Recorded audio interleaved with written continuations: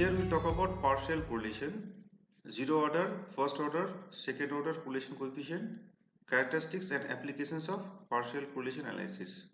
Moreover, we will talk about semi-partial correlation.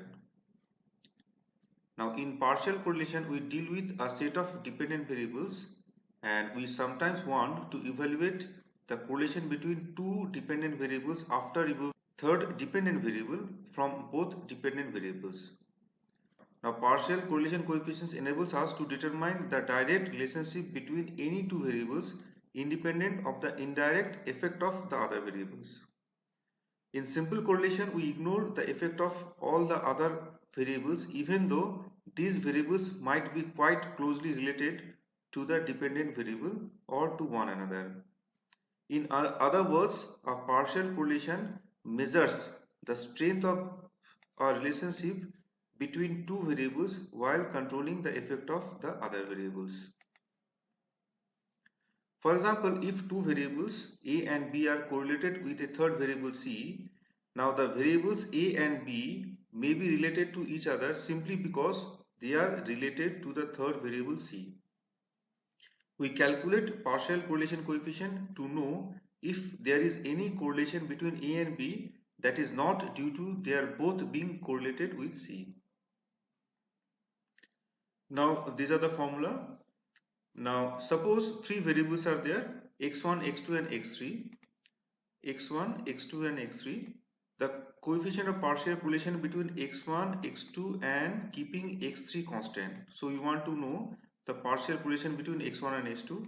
That means R12 dot 3. That means we want to calculate relationship between partial correlation coefficient between x1 and x2 keeping x3 constant. That is equal to R12 minus R13 into R23. So R12 is the correlation coefficient between first and second. R13 is what? Correlation coefficient between first and third variable. And R23 is the correlation coefficient between second and third variable. Divided by square root of 1 minus R13 square into square root of 1 minus R23 square. Similarly, we can identify the coefficient of partial correlation between x1, x3 and keeping x2 constant. That means x1 and x3 keeping x2 constant. So we have to use same formula, R13 minus R12 into R23 divided by square root of 1 minus R1 square into square root of 1 minus R23 square. Now the coefficient of partial correlation between x2, x3 and keeping x1 constant is same, keeping partial coefficient between x2 and x3 keeping x1 constant. So you can use this particular formula where rxy is the correlation coefficient between x and y. Okay, so x and y between 1, 2, 3, three variables are there and x not equal to y. And note that r23.1 is equal to r32. That means if you better to write in ascending order. So two variables, so we can write two variable and third variable. So it is convenient to place the subscript in the ascending order. So rx instead of ryx we write rxy. Now notes on partial coefficient. Most of the time partial correlation is smaller than the simple correlation. So R12.3 must be smaller than R12, but when partial correlation R12.3 is larger than the simple correlation R12, then the third variable is considered as a suppressor variables. That is, it is suppressing the large correlation between the variable 1 and variable 2. Now we can see one simple example. Let's three variables are there, a1, a2 and a3, and these are the value. Now we have to calculate the partial correlation between the data, between the variables. Now the correlation coefficient between the variables R12 is 0.9830, R13 is 0.9874 and R23 is 0.9562. Now here we have to calculate R12, R13 and R23. We use Curl-Pearson correlation of coefficient. Now the coefficient of partial correlation between A1 and A2 keeping A3's constant is what? R12.3, and we calculated the values. The answer is 0.8387. Similarly, the coefficient of partial correlation between A1, A2, A3 keeping A2 constant is what? This one, and we have calculated the answer is what? 0.8829. And the coefficient of partial correlation between A2 and A3 keeping A1 constant is what? R23.1, and the answer is what? Minus 0.4961. Now you can see here the R12, actually the R12 coefficient is what? 0.9830. But if you remove the effect of third variable, the answer is 0.8387, and now it is reducing. Similarly, actually R13 is what? 0.9874. But if you remove the effect of the second variable, the answer is what? 0.8829. And here it is more interesting. Suppose R23 coefficient is what? 0.9562. But here if you remove the first variable, and it is minus 0.4961. Now just reverse. Okay, and you can see the difference of this. Now next it is the R implementation. These are three columns are there here, through which we calculate the correlation correlation of coefficient. And here it is what? R12, where keeping third variable constant. Here R13, where keeping second variable constant. And here it is R23, where keeping third variable constant. And now a few notes. Now zero order correlation coefficient, the collection of coefficient in between two variables without considering any other third or more variables constant, is called the zero order correlation coefficient. Now for example R12, that is a correlation between variable 1 and variable 2. Now first order correlation coefficient, the correlation coefficient in between the two variables by keeping other single variable constant, is called the first order correlation coefficient.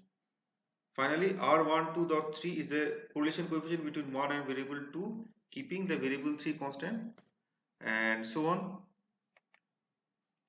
Next, now second order correlation coefficient, the correlation of coefficient in between the two variables by keeping two other variable constant, is called the second order correlation of coefficient. Now you can see the example. Here it is what? R12, that means we want to know correlation coefficient. See here, it is R12.34. So that means correlation coefficient between variable 1 and variable 2, keeping variable 3 and 4 constant. Here it is what? We want to know the correlation coefficient between 2 and 3, keeping 1 and 4 constant, and so on. And these are the formula we can apply, we can use it, and so on. Now characteristics and application of partial correlation analysis. Now the partial correlation is most often used when some third variable C is a possible explanation of the correlation between A and B. The semi-partial is most often used when we want to show that some variable adds incremental variable in B above and beyond other variable. Now semi-partial coefficient. The coefficient of partial correlation between x1 and x2 keeping x3 constant is R12.3. Sometimes, however, we want to hold x3 constant for x1 or x2, not both. Okay, now in this case 3 is constant for both 1 and 2, but in semi-partial we want to keep x1 constant for x3 or x2, not both. That is, we control for the effect of that the third variable has on only one of the variables in the correlation. In that case, we compute a semi-partial correlation. The notation R1 within bracket 2 3 means the semi-partial correlation between unmodified x1 and residualized x2, where x3 has been taken from x2. In other words, R1 within bracket 2 3 means semi-partial correlation between the variables 1 and 2, where third is partially only from 2. The coefficient of partial correlation is R1 within bracket 2 comma 3 is, this is the formula we can apply. So R12 minus R13 into R23 divided by square root of 1 minus R23 square, and R2 within bracket 1.3, it is R12 minus R13 into R23 by square root of R1 minus R13 square. So here you can put one dot in between 2 and 3. Okay, welcome back friends. Here we'll talk about multiple correlation. The multiple correlation coefficient capital R shows the combined effects of all independent variables on the dependent variables. Now the coefficient of multiple linear correlation between x1 on the one side, x2 and x3 on the other side is R1, capital R1.23 is equal to square root of R12 square plus R13 square minus 2 into R12 into R13 into R23 divided by 1 minus R23 square. where R12 is the correlation coefficient between first variable and the second variable. Here is the correlation coefficient between first and third variable. Okay, and 2, 3 is the correlation coefficient between second and third variable. The coefficient of multiple linear correlation between x2 on one side and x1 and x3 on other side is capital R 2.13. Okay, and this is the formula you can see. And finally, the correlation coefficient of multiple linear correlation between x3 and on the one side and x1 x2 on the other side is capital R 3.12 is this is the formula. Now we can see one simple example. Now example, calculate multiple correlation for the given data. Now we calculate the correlation coefficient between R12, R13 and R23. So these are the coefficient of correlation values. First you have to calculate, and the coefficient of multiple linear correlation between x1 on the one side and x2 and x3 on the other side is capital R1.23, and if you use this particular formula, you can get the answer 0.9962. Similarly, the coefficient of multiple linear correlation between x2 on one side and x1, x3 on the other side is capital R 2.13, and if you put the values, we can get the answer 0.9914. Finally, the coefficient of multiple linear correlation between x3 on one side, x1 and x2 on the other side is R3.12, and the answer is 0.9874. This is what our implementation, where three variables are there, a1, a2 and a3. And first of all, we have to identify the curl-Pearson correlation of coefficient, and after that we have to use this formula to get the multiple correlation using our language. Now, properties of coefficient of multiple correlation. The coefficient of multiple correlation lies in between 0 and 1, not -1 to 0. The closer it to 1, better is the linear relationship between the variables. The closer it to 0, the worse is the linear relationship. If the correlation is perfect, that is the coefficient of multiple correlation is 1. If the coefficient of multiple correlation is 0, then no linear relationship exists between the variables. It may be possible that a non-linear relationship may exist. Now, coefficient of multiple determination. R square is a measure of closeness of fit of the regression plane to the actual points relative to the point of the means of the variables, or measure the percentage of total error that is accounted for by the regression. The greater the value of R square, the smaller is the scatter and the better is the fit. For example, capital R1.23 square is equal to 96.5, then 96.5% of the variable in x1 have been explained by the variation in x2 and x3. Remaining 3.5% of the variation in that can be explained only by the facts which have not been taken into consideration in the analysis. Okay, and that is the end of this particular video. Thank you very much.